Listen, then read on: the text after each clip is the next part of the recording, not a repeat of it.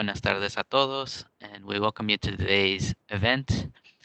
My name is Sergio Olivas, and I'm one of the lead planners for this year's Hispanic Heritage Month here at the Federal Reserve Bank of New York. As a bit of housekeeping, this session is being recorded with closed captioning provided on the lower right of your screen. Towards the end of today's session, we will answer questions from the audience, and you can submit those using the Q&A functionality also on the lower right of your screen. Any views expressed here are only those of the speakers and not of that of the Federal Reserve Bank of New York or the Federal Reserve System.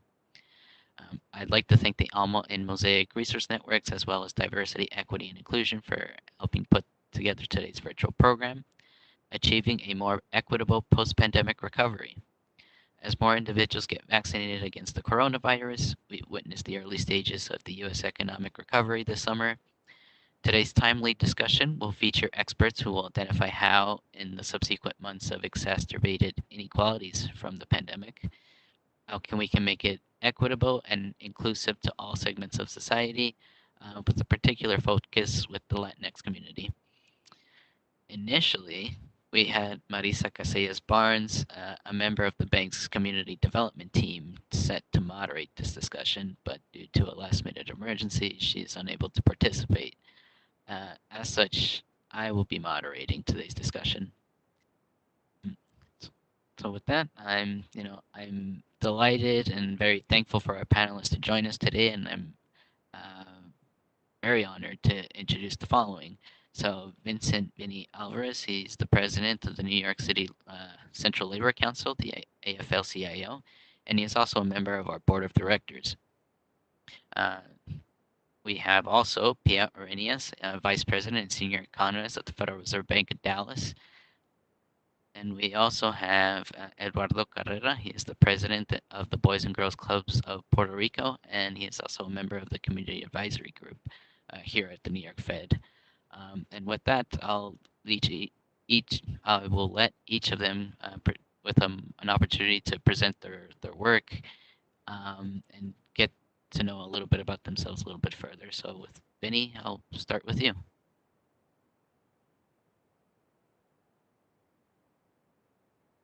There we are. Thanks, Sergio. Appreciate it. Great to see you, to our panelists, Pia and Eduardo. Look forward to having a nice spirited conversation here in celebration of Hispanic Heritage Month. I think just by way of introduction, just in a couple minutes, I know we're going to have a more in-depth discussion, certainly over the next hour or so. I'll just begin with telling you a little bit about myself. As Sergio mentioned, I'm president of the New York City Central Labor Council. I've been president of the Central Labor Council for the past 10 years. The New York City CLC, for those who aren't familiar with it, it's the regional affiliate of the AFL-CIO. We're the largest regional labor federation in the country. We represent about 250 to 300 different unions in and around the city of New York, in the 5 boroughs of the city of New York, in the public sector, private sector, as well as the construction trades.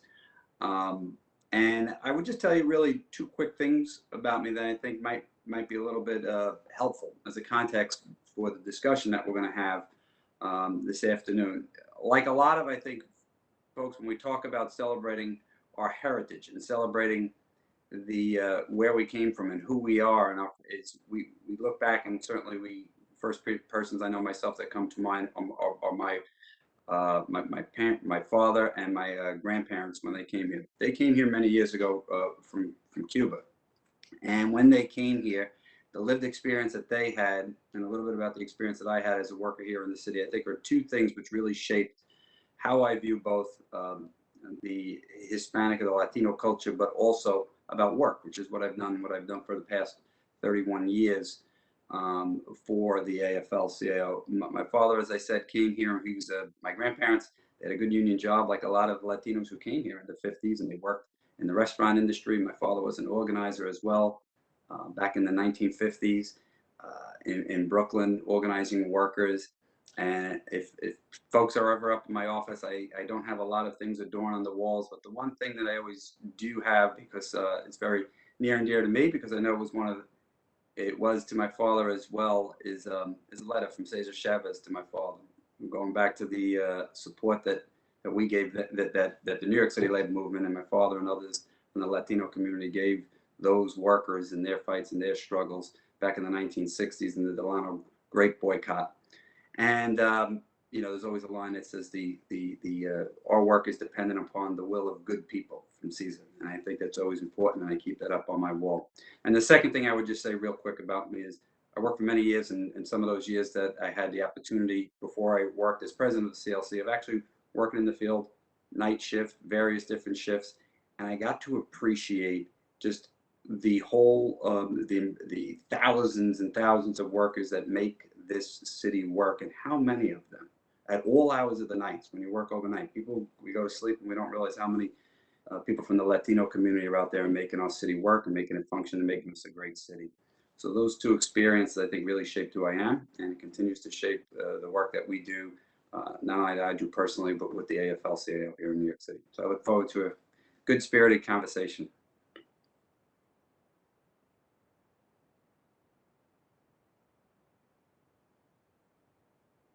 I don't know, Sergio, if you want me to go next, but so I'm Pia Arrhenius. I'm an economist here at the Federal Reserve Bank of Dallas. I don't have nearly as good as an introduction as Vinny, but I'll say that here at the Dallas Fed, I'm head of the regional group. So we're in charge of sort of briefing the president on the regional economy. And as you know, the Texas economy, which is the bulk of our district, is over 40% Hispanic. So what happened, really, the way the Hispanic workforce and population goes is the way the state goes. So there's no future here in Texas without the Hispanics and the Hispanic workers and families in our region. So super important to the job that we do at the Fed and outside the Fed too. I'm also, as part of our group in the regional economy, we also cover Mexico. So we're always following Mexico and Mexican economic conditions, and going down with our president down to Mexico to visit with Banco de Mexico, which is their central bank, and learning about everything that they're going through as well. So personally, I'm an immigrant from Sweden. I grew up in Chicago. I studied in Los Angeles. Lived there for 6 years, and then came to Texas. I did a short stint in Washington, D.C. So I feel like I've made the rounds, and I've loved every place that I've lived, and so I'm really happy today to be invited and to get to share my research. I'm looking forward to it. Thank you. Saludos a todos y buenas tardes. It's a pleasure to be here today. Eduardo Carrera again. I have the great fortune of leading a movement in Puerto Rico to reduce child poverty. Growing up in the Boys and Girls Club, I had the opportunity to come back 21 years ago when I was asked by my mentor to come and pay back. And quickly I fell in love with the pain and also with the hope of going back to communities and do better for the next generation. Puerto Rico sits in a place where 58% of the children live under poverty, and that is really a condition that doesn't get addressed with one organization or one silver bullet. So it really requires that we put a optical lens on the issue, that we make partnerships. And my job has been to elevate the issue for the last 20 years, to share the story, to live the story of our families, to go back to our families and also share with our families the potential that they have. So I am very happy to again do that today and share with the group of panelists the challenges, but more important, the great opportunity that we have to elevate our families and make them productive citizens like they have been for many years. It's a pleasure to be here. Fantastic. Thank each of you for your introductions. Before we dive into our roundtable discussion, I'd like to give the stage for Pia to somewhat frame this conversation and kind of provide general context based off a recent working paper, how foreign and U.S.-born Latinos fared during recessions and recovery. So, Pia, take it away. Great. All right. Hopefully sharing my screen. You can see it. Yes. Okay, great. So thank you, Sergio, again for inviting me. And so Sergio asked me to present sort of an abbreviated version of a recent paper that I did together with my co-author, Madeline Zavodny. And it's looking at how foreign-born and U.S.-born Latinos fare over time, and especially in recessions and recoveries. So just to give you a quick overview and motivation for this research. So first of all, Latino economic well-being is obviously a super important question for so many reasons. But one of the largest reasons is it is the largest ethnic minority group. In fact, Latinos are almost 20% of prime age population, and they're growing quite quickly for such a large group. The other important reason is we're no longer talking about Latinos being overwhelmingly immigrants. In fact, the majority of the Latino population is US born, so 2/3. So now we have to look at Latinos also out of the lens of not just immigrant assimilation, but also, how does their progress reflect on US institutions in terms of labor markets and schools? Are we doing a good job preparing Latinos, for economic and income mobility? The other interesting thing about Latinos in recent years is that foreign-born Latinos are increasingly diverse. And this has implications for immigrant assimilation, especially when we study it, because there was a time when overwhelmingly the Latino immigrants were from Mexico, and they were young males, coming here to the United States, many without documents. And that's just not the case anymore. Now Latinos are many more coming from Central America, for example. They're coming legally because they're asylum seekers. And so it's just a much more diverse issue now than it used to be. The results of the work that we did in this paper show quite a bit of Latino progress in labor market outcomes and also in poverty. So those have been improving over time, which is encouraging. We see that Latino households are moving up in the income distribution over time, and we see that their poverty is declining. The challenges we see in the research is that their outcomes, so outcomes, we mean their earnings, their employment, are very sensitive to the business cycle, and obviously also now very sensitive to the pandemic. So those are really the challenges that stand out from this research. We thought a little bit in the paper about what policy reforms in particular would help Latinos' prospects over time. And so we thought of education, of course, healthcare, and immigration reform.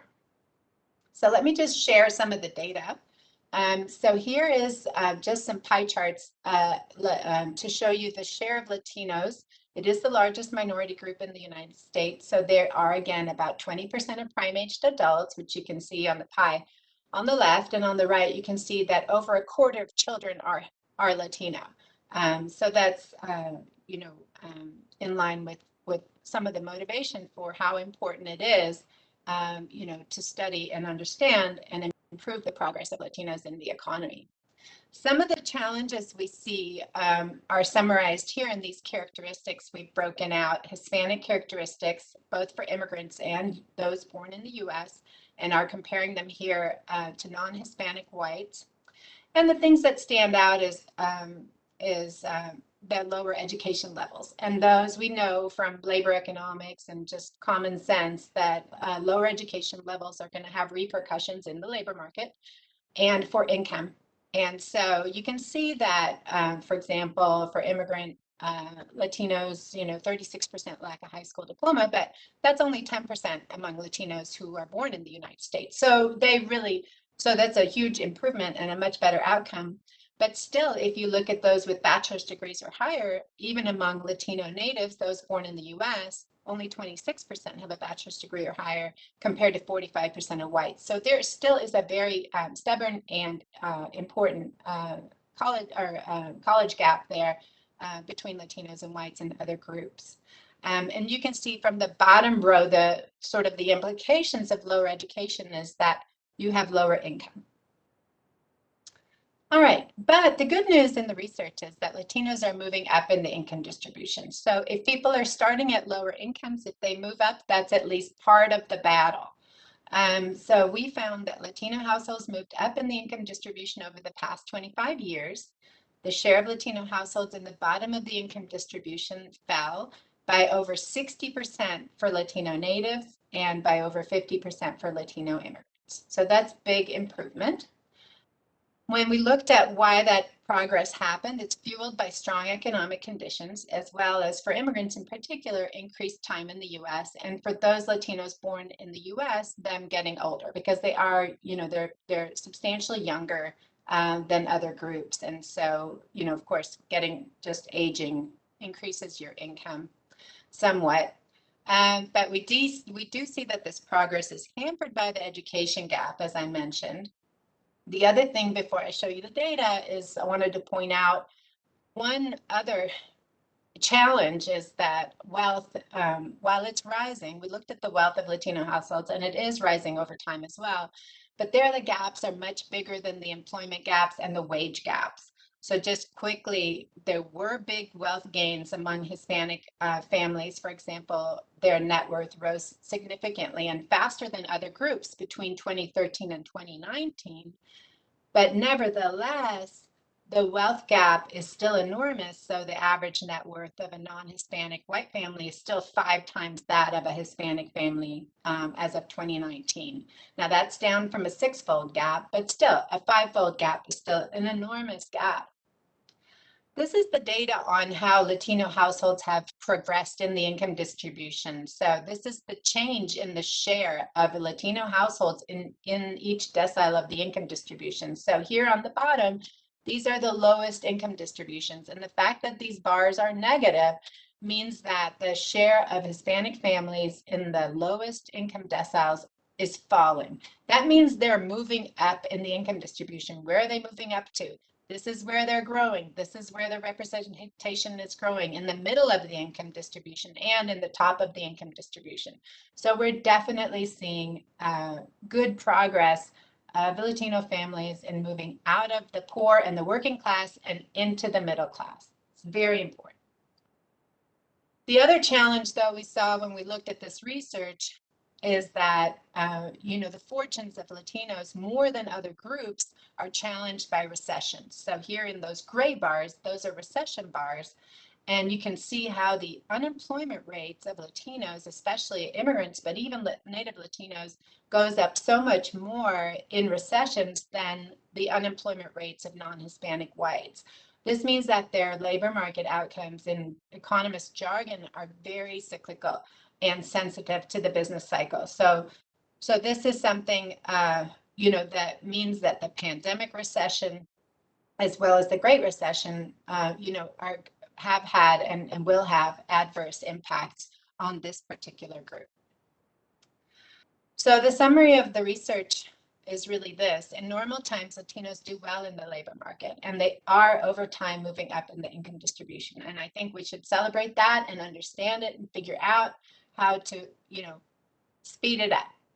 But clearly recessions put Latinos back. The Great Recession in particular was a terrible shock, especially for Hispanics. They're overrepresented in the occupations that are cyclical, like construction, for example, or in the pandemic in restaurants and hotels, that type of thing. The other issue is that they accumulate relatively little wealth over time. That's another concern.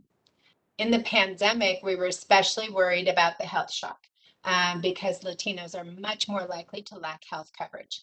Especially in Texas, where we have a very high rate of uninsured. So that's a significant challenge, especially in a pandemic.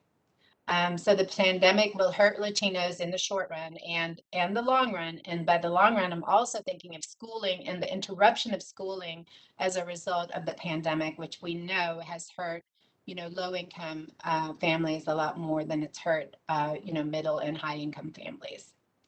Other worrisome trends that we talk about a little bit in the paper include a rise in out-of-wedlock births, aging, of course, and the incidence of disease and disability. So we see because Hispanics, they have a high employment rate, but they're disproportionately in occupations that are subject more to injuries.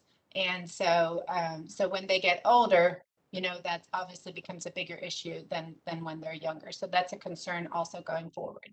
Things that could help Latinos in particular, as well as many others, is immigration reform because obviously there's still a good chunk of Latino immigrants that lack papers. Education reform to improve schooling outcomes to make sure, especially the second generation, that progress, the increase in educational attainment continues. And you want to close that college gap.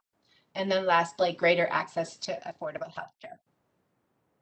And that was it. So I'm going to stop sharing and turn it over to the next speaker.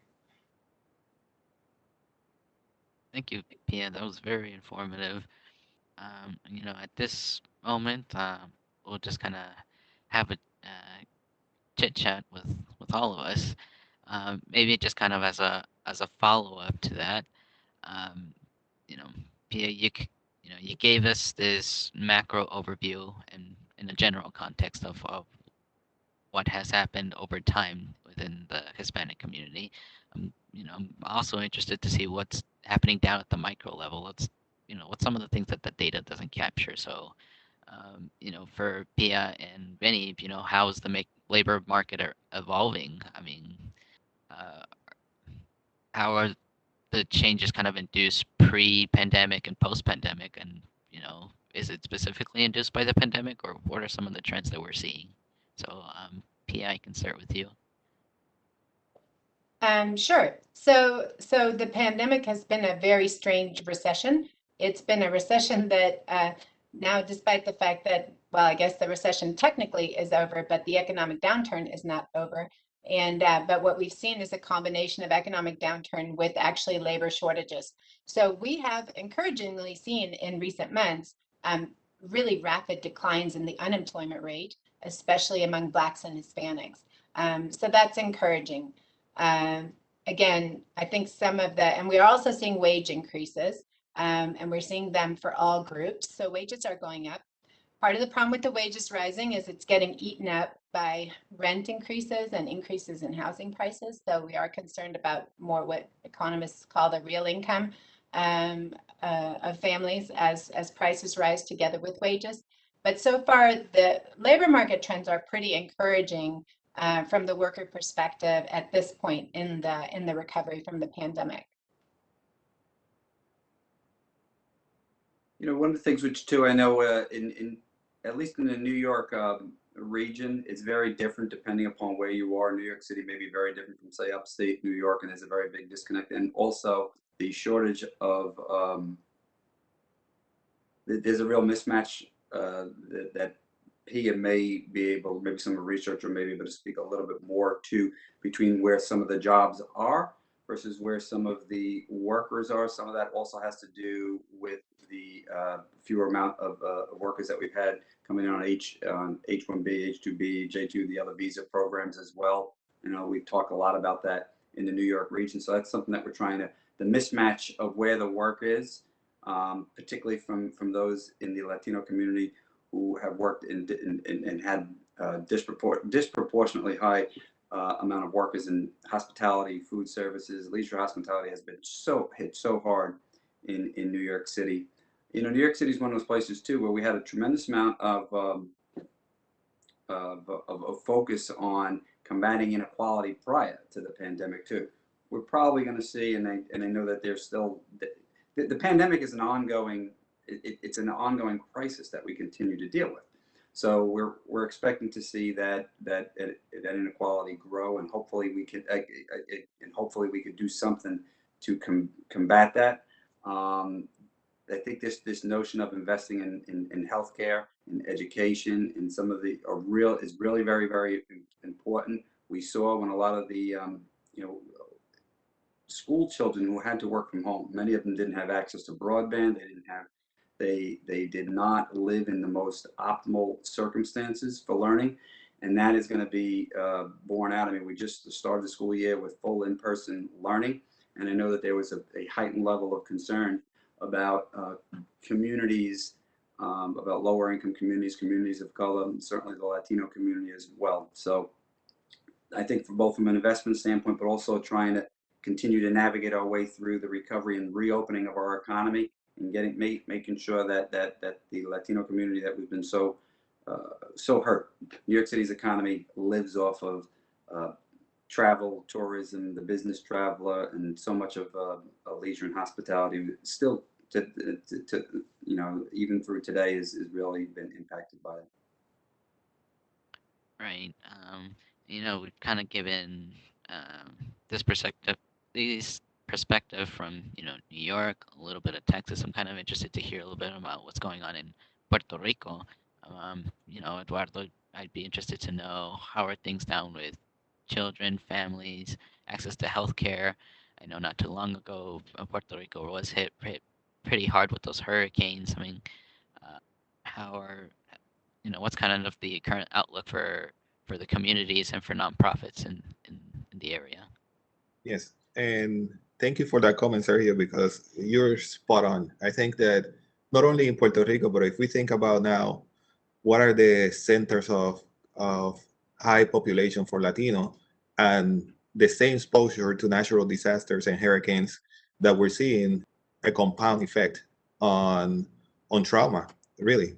So on the ground, things that we don't see on the data, but we see in the conversations with families is lack of confidence on what is next. The reality is for people in Puerto Rico, especially low income families, they have been exposed the last 3 years of a 1 in 100 year hurricane event, 1 in 100 year earthquake events, 1 in 100 year pandemic event. And for some of these families, what we're starting to hear is a lack of confidence. And we know that we measure the economy in terms of consumer confidence. But when you go and sit with families, you are getting the sense that they don't know what is going to happen in 2 weeks, especially with regards of childcare, schooling. We have to understand that for a lot of low-income individuals, the primary care of that family is a single parent. Over 50% of households are headed by a female that in many occasions during this pandemic had to make a decision between protecting their children with the right childcare or going to work. And in Puerto Rico, because of the lack of access, only 30% of children have access to childcare. So we're talking about a significant amount of families that had to make a decision between sending their kid with a family member, leaving their kid by themselves, or simply not participating on the labor force. So what we're seeing right now, more than anything, is a gap, obviously, of on the kids in terms of academic progress. We're seeing a gap in developmental stages in terms of things that should happen for those kids that that are different with adults. They need to happen. When a kid needs to crawl and walk, and they need to learn how to read when they're in certain age, when you skip some of those developmental stages, that have an effect, a compound effect that we have to mitigate. But our biggest worry right now is on mental health.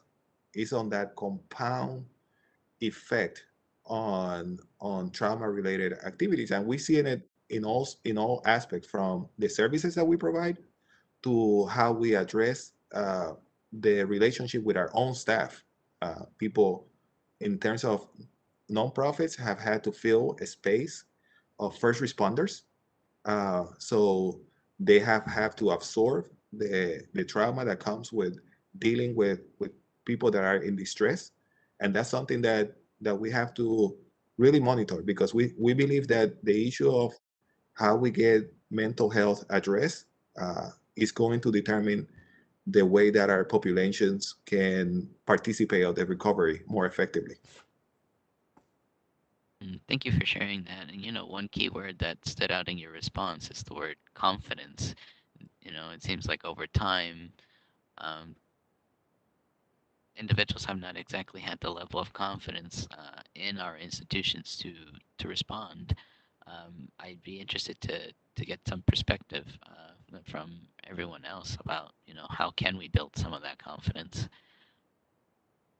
Right here in the question in front of me, we kind of asked about language barriers to make things kind of inclusive. But is this really just about language barriers? I mean, when we're talking about building inclusion, what to what degree does confidence built in that equation? Well, one of the things I'll just jump in and say, like we just completed a census here in New York City. So the Hispanic population now in New York City has grown to 28%, which is pretty.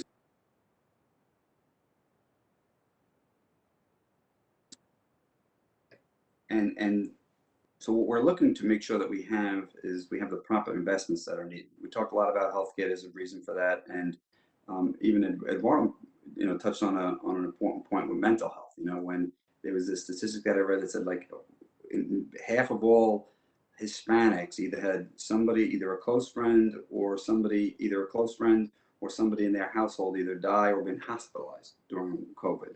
So there's a trauma that has gone along with this, but there's also an economic toll that has been taken by families. So the way from my perspective is hopefully you can recreate the ecosystem, which makes the economic ecosystem, which makes our economies work, certainly here in New York City and Puerto Rico, throughout the region. But then also we need to make sure that workers are empowered in the workplace as well, so that they're in a job that's a safe job, that has decent wages, that has some form of either access to healthcare or health benefits, retirement security, things like that. And that's one of the lanes I know that myself and folks in the labor movement have tried to advocate for and on behalf over the years. Sergio, you mentioned language barriers, and so I thought I'd just take the opportunity to mention, and I know you're alluding to, of course, there's other barriers in the labor market, but I just want to talk a little bit about some research that we did a few years ago on language, and we were actually doing trying to explain the poverty gap between Hispanics and other groups. And surprisingly, we thought, of course, the poverty gap would be the biggest explanatory variable would be education, just because Latino families, especially among immigrants, have so much lower education on average. And so we thought surely that's driving the poverty gap when you compare with white natives. But that wasn't it. In fact, more important than the education gap was the language. So lacking English fluency actually had a huge impact on poverty, and the biggest of all the things that we looked at. So that was totally unexpected. The interesting thing, two other interesting things about that, some of that language gap even persisted into the second generation when we looked at the children of immigrants in Latino families. And so even though the language gap with others is so small, it still plays out over time in the form of lower wages and has a significant impact. The interesting thing was we actually presented this to the city of Dallas, and as a result, they actually allocated a lot more money to their language programs, where they're teaching adult immigrants English. And because our reasoning was this is one of the highest payoffs you can get in terms of trying to invest in human capital for adult workers. Improving their English fluency was a huge factor. And employers can do that too. Employers can, implement that type of training or subsidize it in other ways. I would just add that, workforce development, I know we've talked a lot about that in the city, particularly in the tourism industry, that has a lot of where language barriers are a real issue. And one of the things which they've come to us and say, it's not only that we need to improve our language skills, but we also need to improve workplace functionality language skills. So that work for specific industry, and the industry that comes to mind because we've dealt with this specific issue is within the tourism industry. One thing is to teach people the language skills that are going to help them in life, but they also have to help them with their employment and their primary occupation as well. And that can be a real improvement to make sure that we have the investments, as Pia mentioned, from government and workforce development and other types of education programs that can fill that gap. And in our case, we are definitely investing in this model. In Puerto Rico, we have a school that is a dual language school that combines services for parents and children at the same time. And for us, it's not anymore an issue of language as a barrier to work.